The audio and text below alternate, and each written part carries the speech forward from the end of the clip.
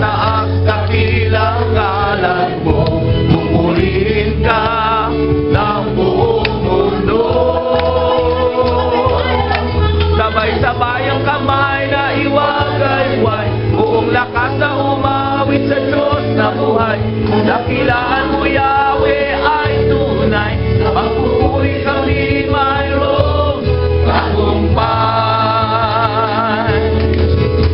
Sabay ang kamay na iwagayway, buong lakas na umawit sa Diyos na buhay. Dakilaan mo, Yahweh, ay tunay, magpupuri kami mayroong tagumpay. Ang Panginoon ay awitan, sa Kanya ang kadakilaan. Kaming lahat sa'yo'y magpupuri, aming Panginoon.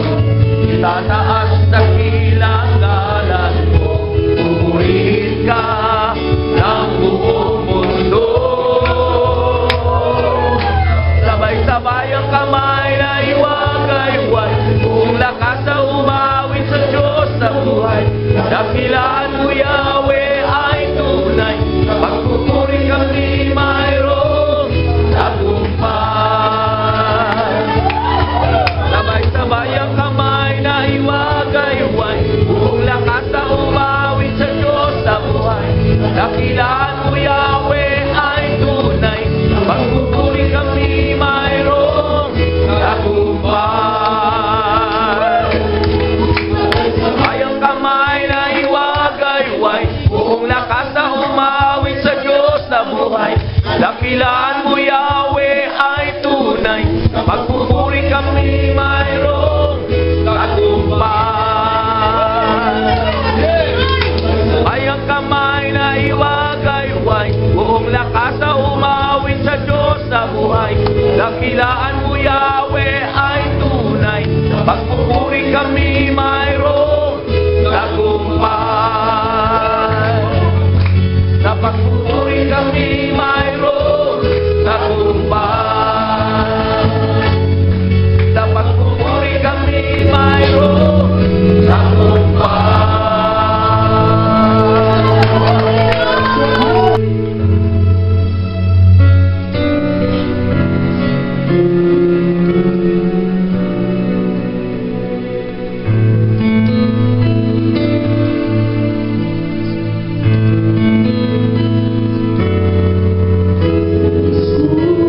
Ika'y maranasan, Panginoon mo'y aming inaasam, at sa'yo lang natapuan ang nakagalakan.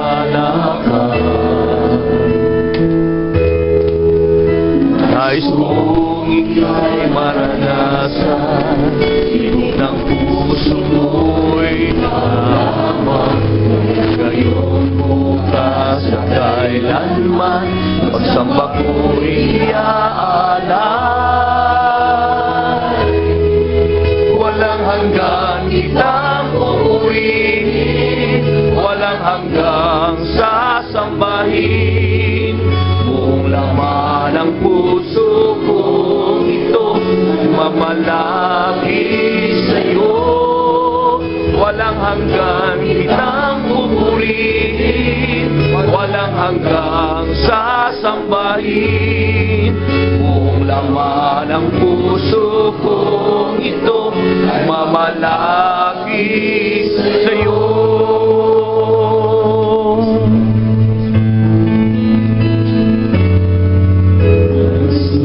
Ika'y maranasan, Panginoon mo'y aking inaasam, sa'yo lang natagpuan, tunay na kagalakan. Nais kong ika'y maranasan,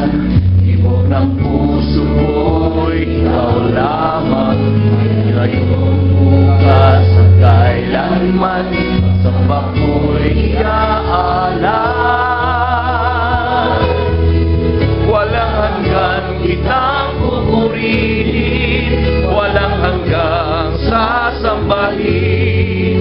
Kung laman ng puso kong ito ay mamalagi sa'yo, walang hanggan kitang pupurihin, walang hanggang sasambahin. Kung laman ng puso kong ito ay mamalagi sa'yo.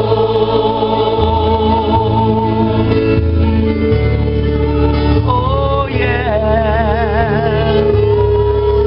Oh glory. We pray.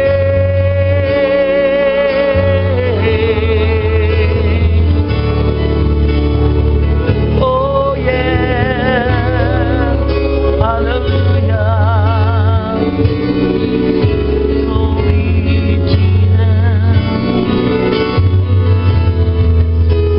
hanggang kitang pupurihin, walang hanggang sasambahin. Kung naman ang puso kong ito ay mamalagi sa'yo, walang hanggang kitang pupurihin, walang hanggang sasambahin. Kung laman ang puso kong ito ay mamalagi sa'yo, walang hanggang kitang pupurihin, walang hanggang sasambahin. Kung laman ang puso kong ito ay mamalagi sa'yo, walang hanggang kitang pupurihin, walang hanggang sasambahin. Kung laman ang puso kong ito ay mamalagi sa'yo. Laman ang puso kong ito ay mamalagi sa'yo.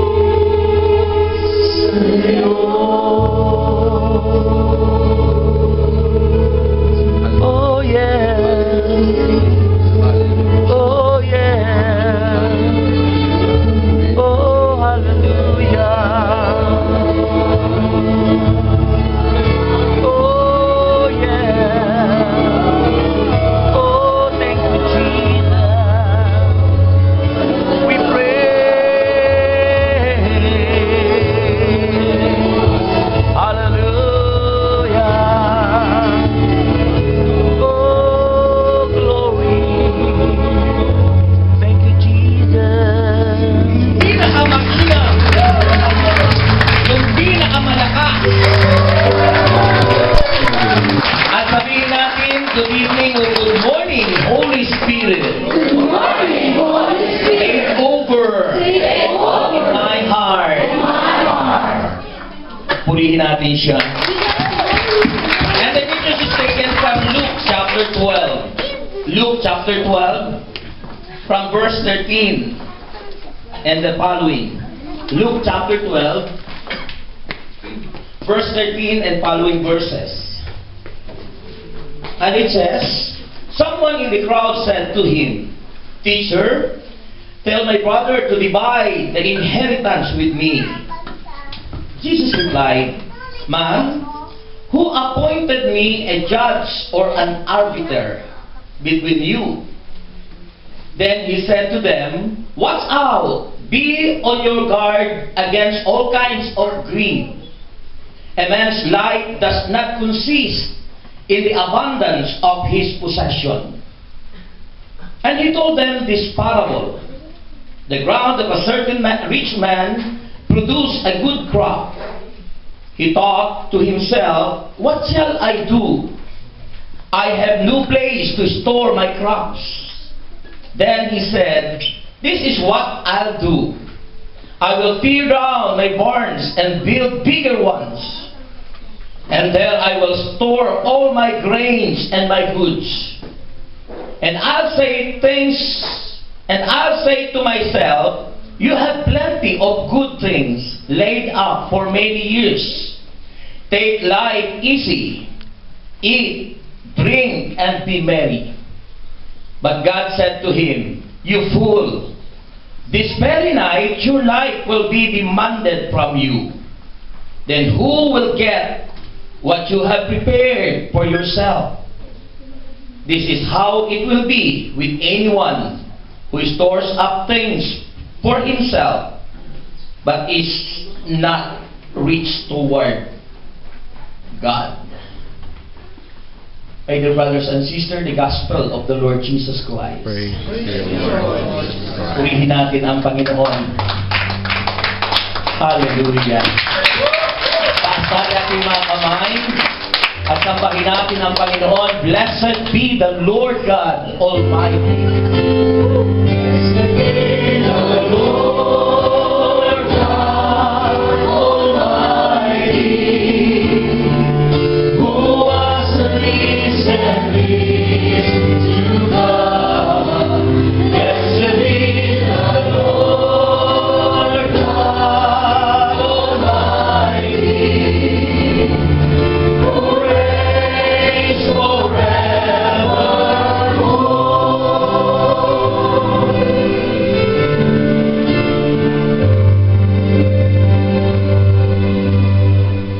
Father in heaven, how we love you.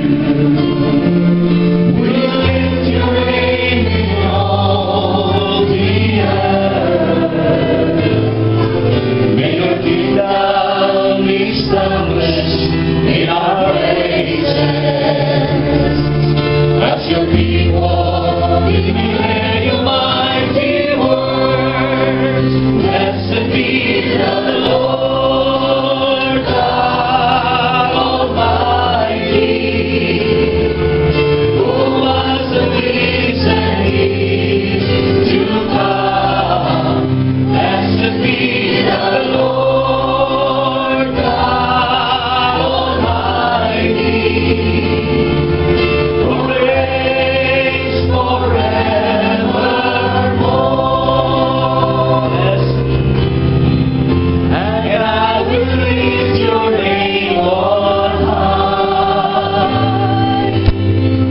I choose to lift your name on high. I lift your name like a banner in the sky. And I will lift your name on high. Blessed be the Lord God Almighty, who was and is to come. Blessed be the Lord God Almighty, who reigns forevermore.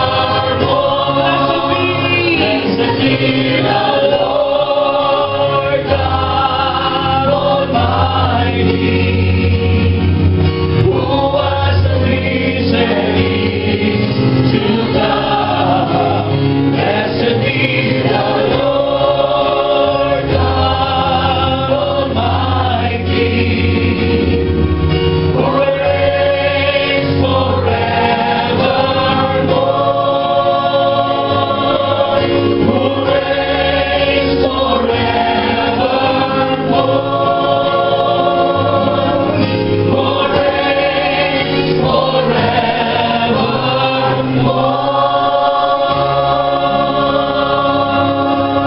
Hallelujah. Sabihin natin, He reigns forevermore. He reigns forevermore. Ulitin natin lahat. He reigns forevermore. Ulitin natin lahat. He reigns forevermore. Praise the Lord. Purihin natin ang Diyos. Nagahari ang Panginoon. Nagahari si Jesus. Amen po ba? Glory to God. Glory to Christ Jesus. Our topic for tonight is rich on earth, but not rich toward God. Sino sa inyo ang mayaman? Ayaw ng Diyos na maghirap, di ba? Gusto ng Diyos tayo maging masagana, mayaman. Dahil yan ang sabi ng Panginoon Sa Matthew 6:33, di ba? But seek ye first the kingdom of God and His righteousness, all those things shall be added unto you. Lahat ipagkakaloob, ibig sabihin masagana.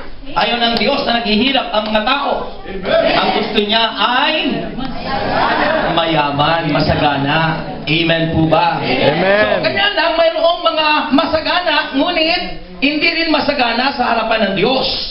Kaya nga, rich on earth, but not rich toward God. Mahalaga po balance. Mahalaga balanse. Mayaman ka sa lupa, pagdating mo sa langit, mayamang-mayaman ka sa pananampalataya sa Diyos. Amen po ba? Amen po ba? Amen. Purihin natin ang Diyos. Nakarapak mo ka lang, ang pagkawa na. Glory to God. Kasi marami ngayon ang nag-iimpok ng kayamanan dito sa lupa, pero maraming nakakalimutan. Diba? Maraming nakakalimutan. Sabi na, many who store up things for himself. Para sa sarili lang. Eh sabi ni Saint Paul walang sino man. Diba? Para sa sarili lang. Kaya nga diba sabi ko noon, kapag tayo good steward ng Panginoon, pinagpala at pinasagana at pinayaman, dapat 10, at least mga 10, o pwede nyo gawing 30 yung 10, 30, pagkatapos, 40, gawin nyo yung 50 yung o tapos yung exist, para sa inyo. Sa bulsa. Diba? Para at least, masagana, mayaman, pero mayaman din sa harapan ng Diyos. Bakit? Hindi mo hinuli ang Panginoon. Inuna mo ang Diyos. Taas ang kamay mo. Isa. Pag nagbila ako ng tatlo, anong gagawin nyo? Hindi magpupuri sa Diyos. Isa, dalawa, tatlo. Okay, palapakan natin ang Panginoon. Okay. Maganda itong ating pag-uusapan ngayon sapagkat ito'y sinabi ng Panginoon na tayo po ay maging handa. Binababalaan po tayo ng Panginoon. Jesus said, beware of being greedy o greediness. So, kaya nga po, pinamagatan natin rich on earth but not rich toward God. Bakit? Marami po ang, sabi ron, many are greedy, selfish, and covetous. Tatlong bagay pero halos iisa yung kahulugan pero iba-iba ang ibig sabihin. Greediness, selfishness, covetousness. Iba-iba po ang ibig sabihin yan. Kaya sabi ng Panginoon, mula po dito sa verse 13, binigyan ng Panginoon ng parable dahil mayroong lumapit sa Kanya at nagsabing, Guro, pwede po bang bahagiin ninyo na ang aming kayamanan? Sabi ng Panginoon, sino ang nag-utos sa akin para gawin ito? Kaya sabi ng Panginoon, man who appointed me a judge or an arbiter between you. Kaya po mga kabat kay Kristo, tandaan po natin yung pagiging greediness o yung greedy, selfish and covetousness. Greediness, selfishness, and covetousness. Ibig sabihin po ng greediness, katakawan o kasakiman. Katakawan o kasakiman. Selfishness, pagkamakasarili. Covetousness, mga kapatid kay Kristo, is yung po ang kasakiman. Ang covetousness. Yung po ang kasakiman.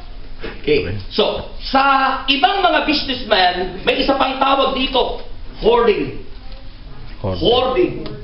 Kaya gumagawa ng maraming bodega ang kalanitan sa mga businessman, nag-i-stock sila para pagdating ng mataas na ang presyo, ay malaki ang kanilang kikitain. Pero, apektado ang consumer.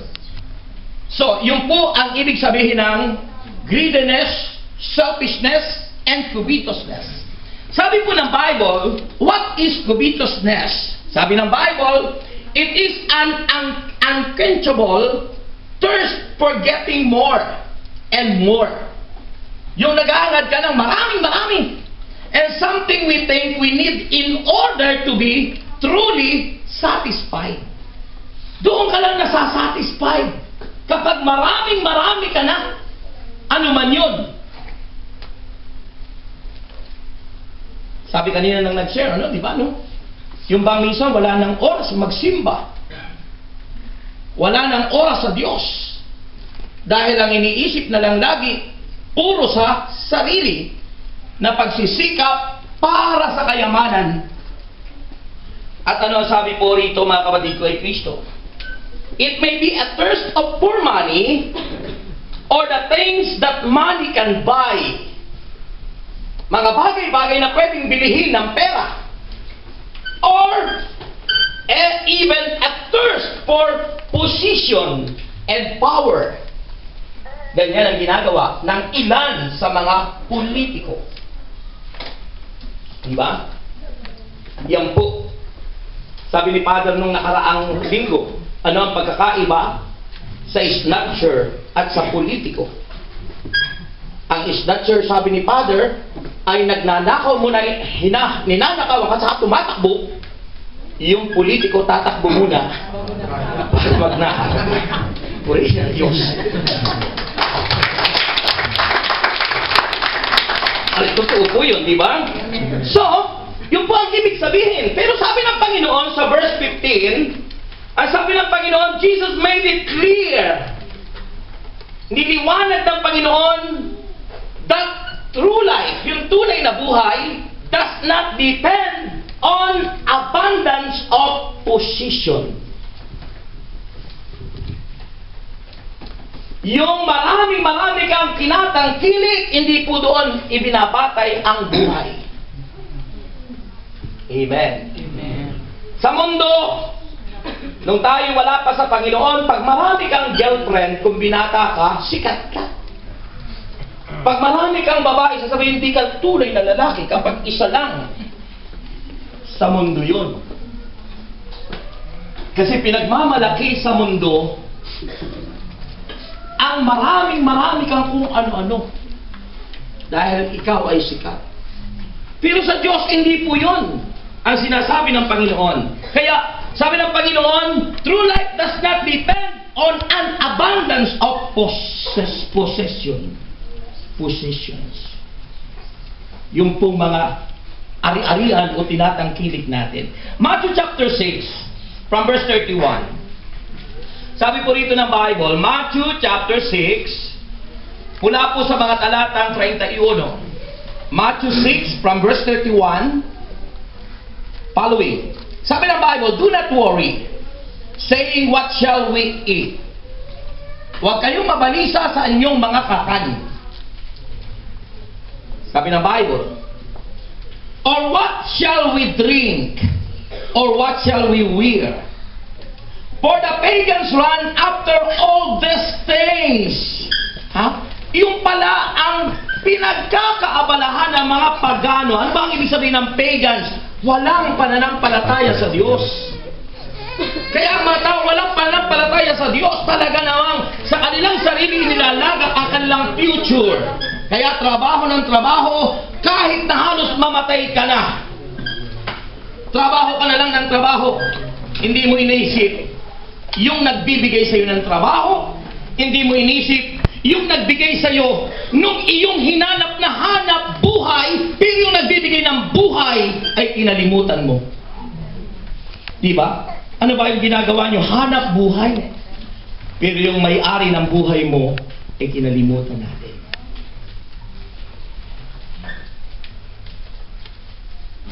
Amen. Praise God.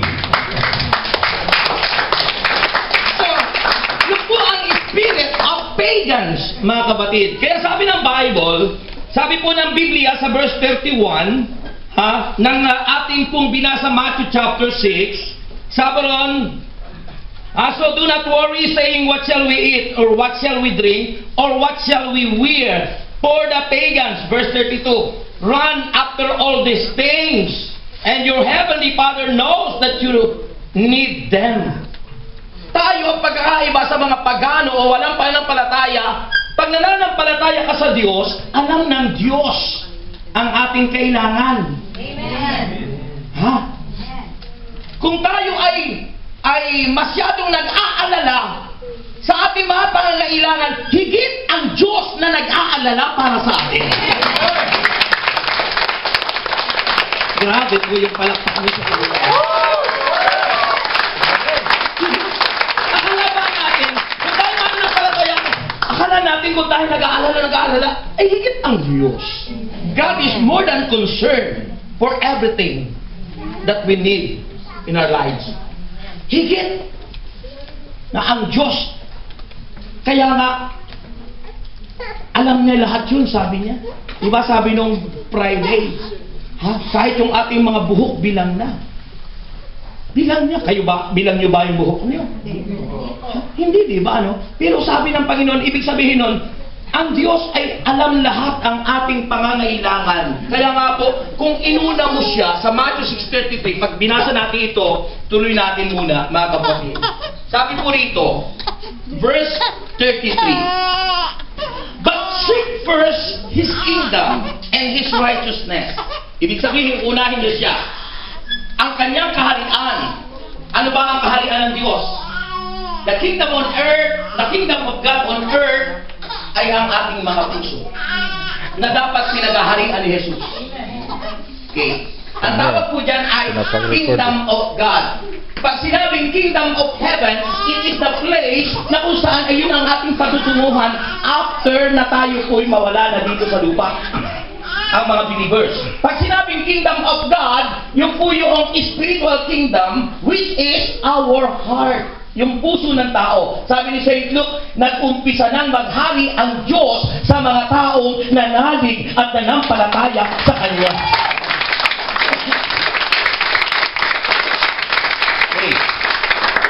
Sabi niya, "But seek ye first the kingdom of God and His righteousness," at ang pangako niya, pag inuna natin ang Diyos, ang kanyang kaharian at ang kanyang katwiran. Ang ibig sabihin ng katwiran, yung kanyang mga kalooban.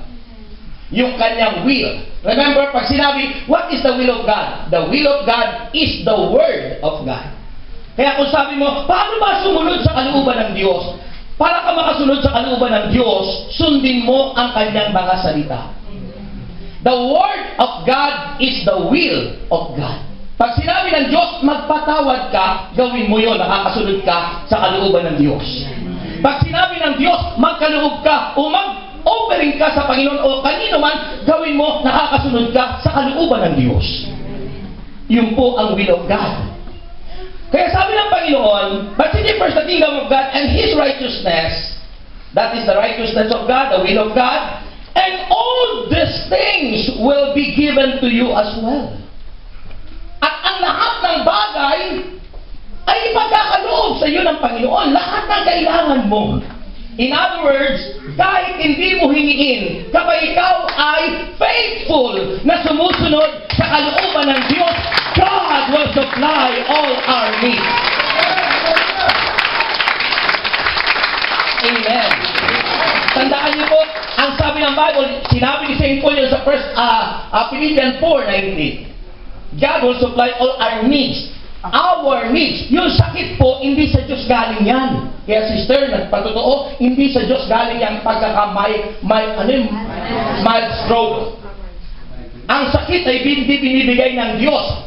He allow it. But ang nagbibigay ng sakit ay ang diablo. Sabi nga kay St. Paul, di ba? Yun ay pamalo ni Satanas. Dahil si St. Paul nagkasakit, pinipray niya. Sabi sa sulat sa taga-Korinto, chapter 12, di ba? Pinipray ni St. Paul. Pero ang sagot ng Diyos, kung kailan ikaw mahina, doon nalalantad ang kalakasan ng Diyos dahil hindi ka nawawalan ng tiwala sa Diyos. Amen. Amen. Trials and fasting, hindi po galing sa Diyos yan. But God allowed those things. And why God allowed those trials and fasting? Para makita ng Diyos na tayo faithful, na tayo tapat, that we are truly obedient to God, obedient to His will. Kaya po yung mga pagsubok, sakit, karamdaman, problema, ano paman, hindi galing sa Diyos. But God allowed it. Pinapahintulot. Iba po yung pinahintulot, iba po yung God's will sa permissive will. Magkaiba po yun. Pag sinabing permissive, pinahintulutan lang. Amen. Kaya hindi nakakaalong mamaya patutunan, "Uy, salamat sa Diyos sapagkat binigyan ako ng sakit." Hindi po. Napuri niyo si Satanas. Saka huwag niyo sabi, "Sinusubukan ako ng Diyos." No. Mga kapatid. Okay? So, inaalaw, pinapahintulot, kasi tinitesting tayo sa ating test of obedience. Una, test of faith. Pangalawa, test of obedience. At pangatlo, test of submission. Okay. Tinitesting tayo doon. Kung tayo ay masunurin. Kung tayo ay napapasakop sa Kanya. At kung tayo ay nananampalataya sa Kanya. Purihin ang Diyos. Kaya sabi ng Bible, therefore, verse 24 ng Matthew chapter 6, therefore, do not worry about tomorrow. For tomorrow will worry about itself. Each day has enough trouble of its own. Kaya huwag kayong mababalisa. Sapat na ang sa araw ngayon. Ibig sabihin po nun, hindi naman ibig sabihin nun ay magpapabaya ka na. I-announce mo ro. Ang ibig sabihin nun, huwag kang tumulad sa mga walang pananampalataya na walang tiwala sa Diyos. At ang ginagawa nilang Diyos ay ang kanilang hanap buhay at ang pera, kaya't yun na ang kanilang inibig. Kaya walang time doon sa tumpak at dapat ibigin na walang iba ang Diyos na makapangyarihan sa iyo. Kaya tapo yung palakpak niyo. Amen po ba? Kaya yun, yung pinasa ko yun ay dahil sa sinabi ng Panginoon na ang buhay natin ay hindi nasusukat sa dami ng ating mga kayamanan o mga possession. Hindi po yun ang batayan ng Diyos. Kaya nakakalungkot isipin, minsan ang mga tao, ang basis ng success ng isang tao sa mundo ay pag maraming pera. Kahit na mali ang pinagmula ng pera, sabi ay mabuti pa siya, successful na siya. That's wrong. Ano ba ang tunay na success? Ang tunay na success ay tulad ng nangyari kay Kalungsod. Saint Peter Kalungsod. Diba? Yun ang tunay na success. Dahil sabi ng Panginoon, ano nga mapapala ng tao, sabi doon sa isang mayamang lumapit sa kanya. Makamtan mo man ang buong daigdig. Kung ang katumbas noon ay ang iyong kaluluwa sa impyerno. Diba? Kaya mga kapatid kay Kristo, sabi po ng 1 Timothy chapter 6, verse 17. 1 Timothy chapter 6, verse 17. Sabi po rito, ng banal na kasulatan, 1 Timothy chapter 6, verse 17. Command those who are rich. Pagsabihan niyo raw ang mga mayayaman. Command those who are rich in this present world not to be arrogant. Ano yung pagiging arrogant? Yung mga mayayabang, mga proud sa sarili. Sabi ron, nor to put their hope in wealth. Huwag daw nilang ilalagay ang kanilang tiwala sa kanilang kayamanan, which is so uncertain, but to put their hope in God, who richly provides us with everything for our enjoyment. Ang enjoyment ng mga Kristiyano ay ang Diyos, hindi ang mga bagay-bagay sa lupa. Kaya lang ilagay natin ang tiwala natin sa Diyos, sapagkat ito ang magbibigay ng kagalakan sa ating mga puso. Baliktad sa mundo, ang enjoyment ng tao makasanlibutan ay kayamanan sa lupa. Hindi ko sinasabing masama po yun.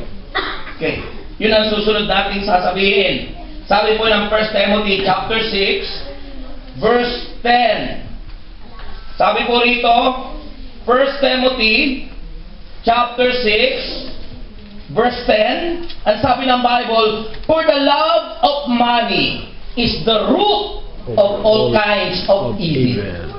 Some people eager for money. Oh. Some people are eager for money. Have wondered. Yan, nangawala na sila. Huh? Naligaw na.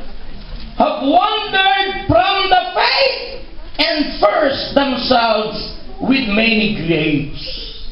Kaya po, puro kalungkutan ang kanilang tinatamasa sa buhay. Kaya makikita mo ang mayayaman ngayon. Sabi ko noon, di ba? May kapayapaan ba ang karamihan sa mayaman? May kapayapaan lang mayaman yung nakakilala sa Diyos. Amen. Pero yung wala, tingnan mo, lalaki ng bahay nila pero nakakamera. May aso pa. May bakal pa, grill sa mga bintuan. Bukod pa ron, may security guard pa. May bolt pa para lagyan ng kanilang kayamanan.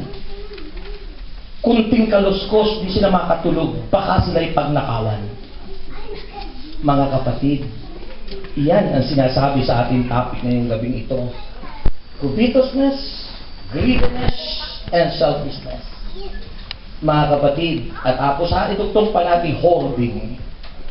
Kaya yung buwan sinasabi. Kaya ang kayamanan, kapag yun ang inibig natin, dapat wag mong ibigin ang kayamanan. Ang pag-ibig sa kayamanan ay yun ang umaalipin sa atin.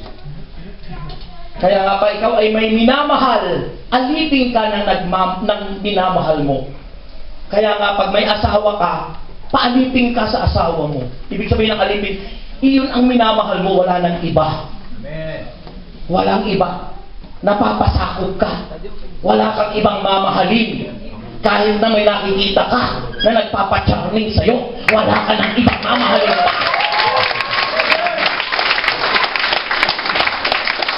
Grabe, ano? Ako, ang dami ko ng mga pagpapalang ito. Ha? Kaya anong gagawin ko na yan? Take life easy. Eat, drink, and be merry. Magpapakaligaya na siya. Marami na siyang kayamanan. Ang sabi po, but God said, ang sabi ng Diyos, but God said to him, "You fool, hangal." Sabihin mo nga. Hangal. Huwag mo sabihin sa katabi mo.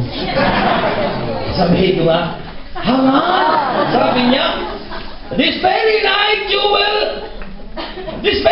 your life will be demanded from you.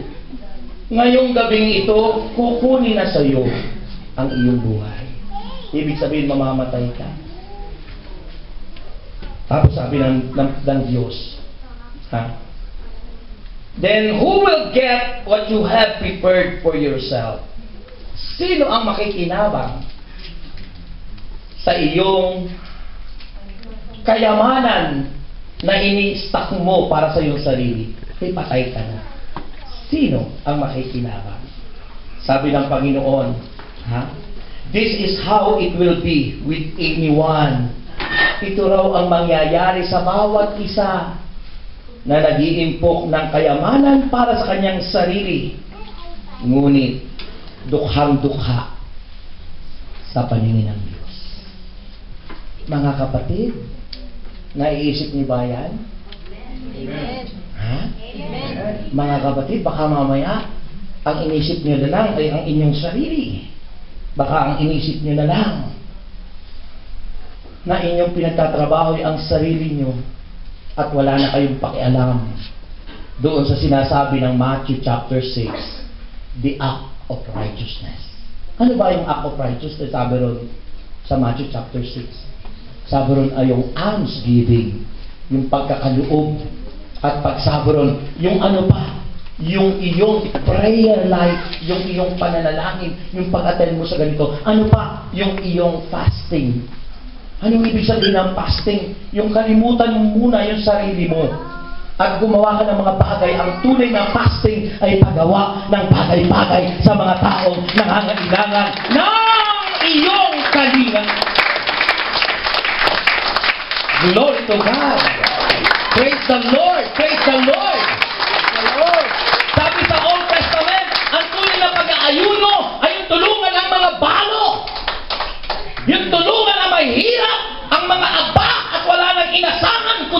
Diyos. At yan sasabihin ng Panginoon, blessed are you who done those things to those people na iniwan ang lahat at inasahan na lang ang Diyos. Kaya sabi ng Panginoon, mapalad yung balo, balong-balo na, pero nagkaloob ng kanyang ikabubuhay. At tinawag ni Jesus ang kanyang mga alagad. At ang sabi ng Panginoon, "Hoy, halika yung mga alagad ko. Tingnan nyo, sino sa palagay nyo ang higit na kinalugdan ng Diyos?" Dahil yung mga Pariseo, winapagayway pa nila yung kanilang malaking pang-offer. Pinapakita pa. Yun yung mga proud sa kanilang sarili. Yun yung mayayaman na ang kanilang binibigay ay exist na lang ng kanilang kayamanan. Pero sabi ng Panginoon, halin dyan. Sabi ng ano, yung pumbalo, kasi yun yung ikabubuhay niya, yung isasaing niya doon, nung hapon. Pero ang tiwala niya ay sa Diyos, na ang Diyos na kanyang binigyan nun ay pagkakalooban siya ng higit pa ron. Naibigay niya na biniwan niya, sabi, hindi niya mahal yung mga bagay-bagay, mas mahal niya yung Diyos na nagsusupply ng kailangan. Amen. Purihin ang Diyos. Kaya mga kapatid, kung minamahal natin iniibig, ang taong itong mayamang ito, dalawa sa Bible ang mayaman. Yung isang binatang mayaman, ito naman mayaman na lalaki. Yung isang binatang mayaman, ito binatang hangal, na mayamang hangal. Yun naman isa, yung binatang mayaman, lumapit sa Panginoon, sabi, Panginoon, ano po ang dapat kong gawin upang magkamit ng buhay na walang hanggan? Binatang mayaman yun. Sabi ng Panginoon, alam mo na ba ang mga utos? Yung isa-isa ng Panginoon, sabi ng mayamang yun, lahat po yan, alam ko na mula pa sa aking pagkabata. Ginawa ko na po lahat yan. Ano ibig sabihin nun? Ginawa niyang lahat na yan. Mula sa pagkabata, religious. Kasi once na ginagawa mo ang mga bagay-bagay continually, ibig sabihin, religiously, ginagawa mo yan, religious but not righteous. Many are religious. Many. Hindi ko sinabing lahat. Many are religious but not righteous. Masarap yung maging religious tayo at the same time, you are walking in righteousness. Amen. Yung natutupad mo ang kalooban ng Diyos. Amen. Yung sinasabuhay natin ang salita ng Diyos. Amen. Amen. Hindi yung katulad ko noon na ako'y religious but I am not righteous. Bakit? Pagkatapos kong mag-serve, andun ako sa Alibangbang sa Cubao. Yung body of Christ naging, wow, baka di ang hawak ko kinagabihan. Kasi nakikipagsayaw ako doon sa mga waitress doon sa Alibangbang. Dati nandun sa ilalim ng tulay ng farmers. Pagkatapos lumipas sa parking ganito. Mga kapatid, ganun po ang sinasabi. Many are religious but not righteous. Buhay ko yan nun. Pagkatapos kong mag-serve, magsimba, lay minister ako. Pagkatapos kong gabi, hapon ng linggo, nasa labas ako. Nakikipag-beer house, nakikipagsayaw, nakikipag-jamming. Hindi ba tayo ganun minsan? Nagsisimba nga tayo, pero anong ginagawa natin? Nakalulugod ba sa Diyos? Baka tayo nagsisimba, pero kasama natin, hindi natin asawa. Yung asawa natin, pinabayaan natin, pero yung asawa, hindi mo asawa ng iyong talabigla.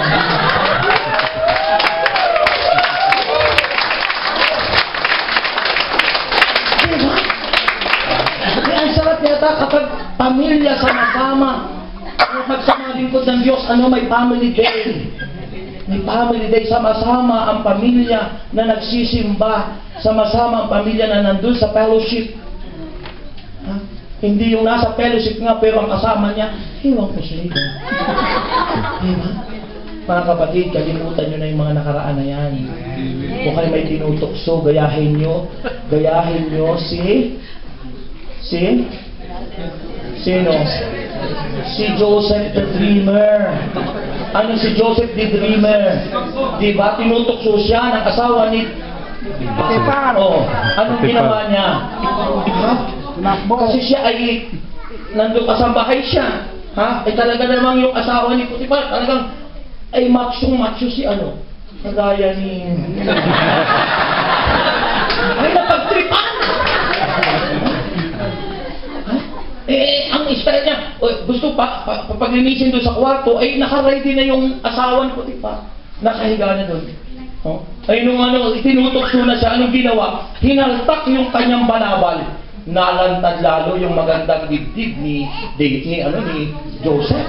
Ay lalong tumakam-takam si asawa niya. Ay ayaw tumakbo si Joseph.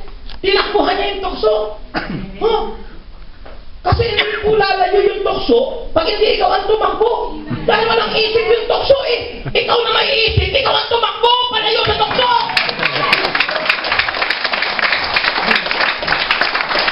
Eh tayo wala pa sa Panginoon. Habang pinutukso, gustong-gusto natin yun eh. Diba? Gustong-gusto natin yun. Bakit? Yun yung sinasabi rito. Ha? Pag wala ka sa Panginoon, pag wala ka sa Diyos, alin ang iyong kaligayahan, kamunduhan? Pero sabi ng Bible, pag ikaw ay nasa Panginoon, ang kaligayahan at nagbibigay ng kagalakan ay ang Diyos na may ang natin mo. Grabe. Amen. Grabe. Kaya yung po, tumakbo si Joseph. Ay tinan mo, naligtas siya sa tukso. Anong ginawa? Nagsumbong yung asawa. Ito sabi noon, na siya pinagsamantalan, ebidensya yung kanyang yung balabal ni Joseph. Siyempre maniniwala dahil awak yung Pero kakampi ng Diyos yung tapat. Kahit nabilanggo si Joseph. Anong nangyari? Dumating ang panahon, in short, anong nangyari? Pinalaya siya at siya ang ginawang governor doon sa Egypt. At doon siya naging governor sa Egypt, yung palang plano ng Diyos. Bakit? Yung kanyang mga kapatid, anong nangyari? Nagtagutom sa Israel. Ano ang tumulong siya? At yun ang nagsupply ng pagkain. Dahil sumagana, nung ang namahala ay lingkod ng Diyos. Amen. Purihin ng Panginoon. Hindi naging sakin. Hindi naging gahaman. Mga kapatid ko kay Kristo. So yung po ang covetousness. Unquenchable thirst for getting more and more. Something we think we need in order to be truly satisfied. Nasasatisfied ka lang kung ang iyong kotse ay 5. Pag isa, hindi ka masatisfied. Satisfied ka kapag ang iyong girlfriend ay 5. Pag isa, naghahanap ka pa. Di ba? Yun yung mga taong wala ang Panginoon sa puso.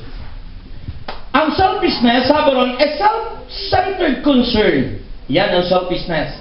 Selfishness is a self-centered concern for oneself without due regard to the needs of others.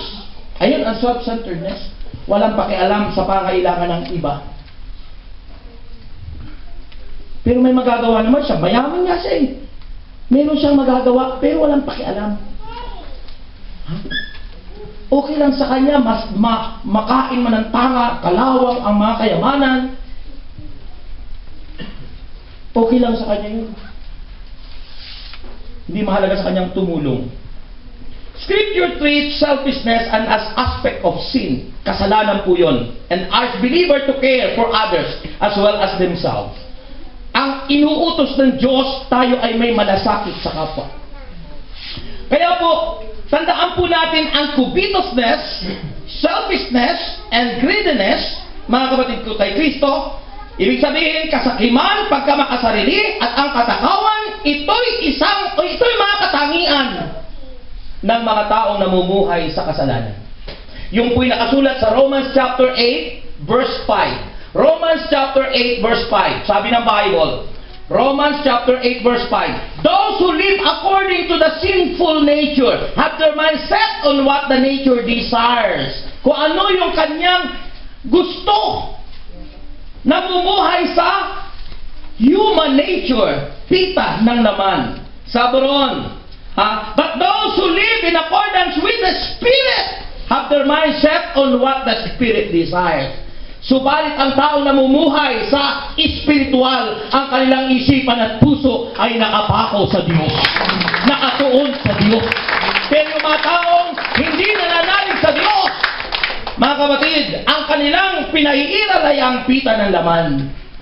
Yun yung nasa Galatians 5:19, pangangalon niya, kalimari-mari na pamumuhay, kahalayan, pagsamba sa Diyos-Diyosan, pangkukulam, pagkapuo, pagkagalit, paninibugho, kasakiman, pagkakabahagi, pagkakampi-kampi, pagkainggit, paglalasing, at walang taros na pagsasaya. Inawalaan daw tayo, sabi ni Saint Paul, hindi tatanggapin sa kaharian ng langit ang gumagawa ng gayong mga bagay. In other words, you have no salvation. Wala kang kaligtasan. Hindi pwede sabihin na, nagsisimba naman ako. Ay sabi ni Jesus, hindi lahat ng tumatawag sa akin ng Panginoon ay papasok sa kaharian ng langit. Sino lang daw ang papasok? Sabi nun, ang lahat ng sumusunod sa kalooban ng Diyos.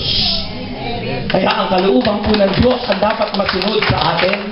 Dahil pag ang hindi kalooban ng Diyos ang nasunod sa atin, impyerno ang pupulutin sa atin. Amen. Kaya po, yung po daw ay katangian ng mga namumuhay sa kasalanan. Number 2, it is an expression of being covetous, selfish and greed. Ano daw po yun? Hindi po. It is the characteristic of sinful society. Yun din daw po ang katangian ng mundong ito, ng sanlibutan. Nasa 2 Timothy chapter 3, verse, but mark this, tandaan niyo ito, there will be terrible times in the last days. Sa mahuling araw, nasa huling araw na po tayo. People will be lovers of themselves. Yan. Lover of themselves. Ang minamahal niya ang kanyang sarili. Lovers of money. Pera ang kanilang iniibig. Boastful, mayabang, proud, abusive, disobedient to their parents, ungrateful, unholy, without love, unforgiving, slanderous, without self-control, brutal, not lovers of the good.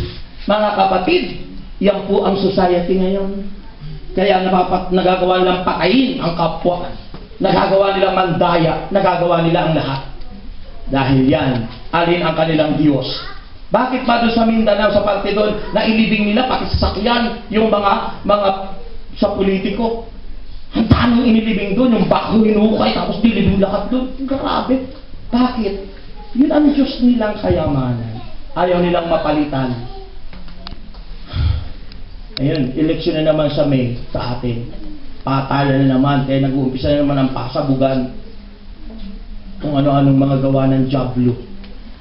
Pero hindi sila magtatagumpay. Si Jesus ang laging tagumpay. And finally, sapagkat mahaba pa sana, pero nakita ko wala ng oras. Ang lahat ng ito, covetousness, selfishness, and greediness, ito, ang expression is ambition. Ambisyoso. Sobra ko mag-ambisyon. Boastful, yun, kayabangan. And tatakawan nga, greediness. Yan po'y nakasulat lahat. Philippians chapter 2, verse 3, patungkol sa ambisyon. Boastful, sinabi po ng Daniel chapter 4, verse 30, tinutukoy po doon si King Nebuchadnezzar. Si Haring Nebuchadnezzar, mga kapatid kay Kristo, nagyabang siya. Kung titingnan niyo po yung Daniel chapter 4, sabi po rito, basahin po natin. Daniel chapter, saan na ba ang Daniel? Daniel chapter 4, verse 30. Ito po ang sabi ng Bible. Pakinggan niyo po ito. Daniel chapter 4, verse 30. Umpisan ko ng verse 28. All this happened to King Nebuchadnezzar 12 months later, as the king was walking on the roof of the royal palace of Babylon. Ang Babylonia po ay ang Iraq. Sa ngayon, ang pangalan noong unang panahon sa old map is Babylonia, Babylon. At ang sabi po, he said, "Is not this the great Babylon I have built as the royal residence by my mighty power and for the glory of my majesty?" Sipin mo, yung instead na majesty of God, Sinarili niya. Mga kapatid, kaya ano nangyari kay King Nebuchadnezzar sa kanyang pagyayabang? Siya ay naging parang halimaw. Mga kapatid, kaya pag tayo nagyabang, baka dumating ang panahon para kang baboy ramok. Para kang halimaw. Tulad ni King Nebuchadnezzar. Kaya po, wag daw po tayong magiging saking makasarili at matakaw. Kaya maraming nagnanakaw dahil sa greediness, mga kapatid. Kaya ano sabi ng Panginoon sa verse 20 sa ating gospel, but God said to him, you fool, this very night your life will be disbanded for you. Hangal, ngayong gabing ito, mamamatay ka. Kukunin na sa iyo ang buhay. Anong gagawin mo? Wala. Pero ito sasabihin ko sa inyo, mula ngayong gabing ito, pinagpala ka na ng Diyos. Kayo na tayong lahat. Taas pang iyong kabay, sabi ng Panginoong Jesus. Salamat sa iyong mensahe, sa kaliwanagan ng iyong salita. Nais mo pala sa aking buhay na ako ay maging kalugod-lugod sa iyong harapan. Matutong, tumulong, gumawa ng mabuti sa aking kapwa. Hindi puro sa aking sarili na lang ang aking inisip. Kaya Panginoon, ngayon ko nalaman na ang aking buhay ay hiram sa Diyos. Just close your eyes. Hiram lang sa Diyos ang ating buhay at anytime ay pwedeng kunin ng Diyos. Naway huwag tayong sabihan ng Diyos, hangal, mamayang gabi kukunin ko na ang buhay mo. Yes. Hiram sa Diyos. Yes. Ang aking buhay. Yes, Lord. Ikaw at ako. Amen. Amen, Lord. Tanging handong lawan. Yes, Lord. Thank you. Di ko ninais na ako'y isila. Yes, Lord. Ngunit salamat. Amen. Dahil may buhay. Bigay ako. Yes, thank you. Na ako'y isila. Salamat, Lord. Pagkataon. Glory to God.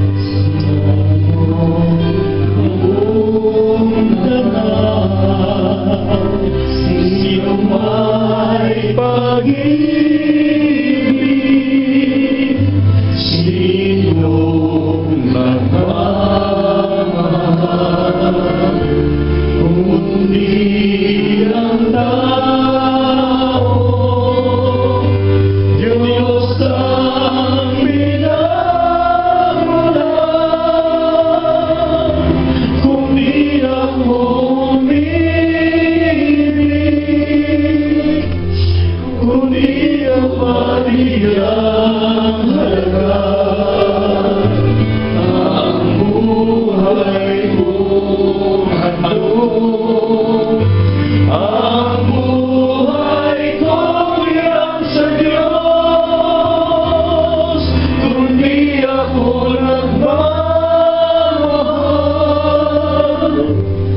Sino ako? Sino tayo, mga kapatid? Kundi tayo nagmamahal. Remember, to love is to do something good for our fellow man. Hindi lang sa salita ang pag-ibig. Kaya sabi doon sa awit, ligaya mo na ako'y silang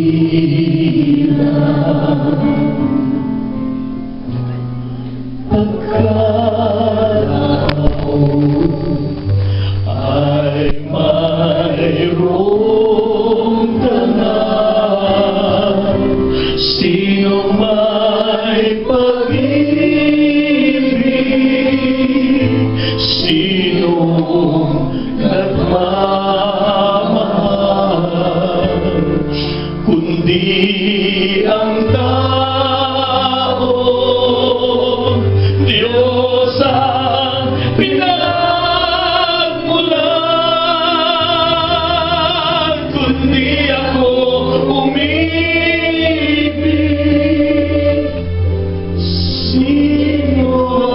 Yes, halaga ang buhay ko handog. Ang buhay ko hiram sa Diyos, kundi ako nagmamahal. Sino ako? Paano mo ba ipapadama ang iyong pag-ibig? Sabi ng Panginoon, whatever you did to the least of your brother or sisters, you did it unto me. Sabi ng Panginoong Jesus, Panginoong Yesus. salamat Salamat. sapagkat ang larawan na pinakita mo sa amin Nakita mo ng mayamang ito ang mayamang ito ay kaming mga tao ay kaming mga na namumuhay namumuhay na hindi tumpak. na hindi ito Salamat sa iyong aral. At mula ngayon, mula ngayon. Panginoong Jesus, Panginoong Yesus. sisikapin ko Sikapin na gawin ang gawin nararapat. ang nararapat. Tulungan mo ako. Wala akong magagawa kung ako hiwalay sa iyo. Panginoon, hawakan mo ako. Kain mo po ako. At higpitan mo ang hawak Ito mo. para di ako makabitin, Panginoon, sa iyong mga kamay. Sa ngalan ni Jesus. Amen. And I pray ang inyong mga prayer request at lahat-lahat ng inyong daladalahan. Ama naming Diyos, kami nagpapasalamat na ngayong gabi ito, Panginoon, ay patuloy kang nangungusap sa amin. Dalangin kong pagpalain ang aming mga kahilingan, ang aming mga alay at handog, at ang lahat-lahat ng ito, Panginoon. Pagpalain at tinangkin na po namin ang kami answered prayer, Amen. kagalingan at kalakasan ay inangkin namin. Sa ngalan ni Jesus, as we sing, give thanks with a grateful heart of Jesus. Ihandog po natin ang lahat niya. Give thanks with a grateful heart.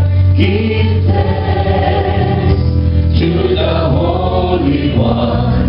Give thanks because His given Jesus Christ, His Son. Give thanks with a grateful heart. Give thanks to the Holy One. Give thanks because His given Jesus Christ, His Son. Everybody, and now let the weak say, I am strong. Let the poor say, I am rich. Because of what? Because of what the Lord has done for us.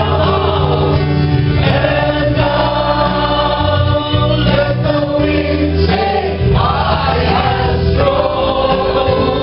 Let the poor say, I am rich. Because of what? Because of what the Lord has done for us. Give thanks. Give thanks and praise. Give thanks. Give thanks, Lord. We give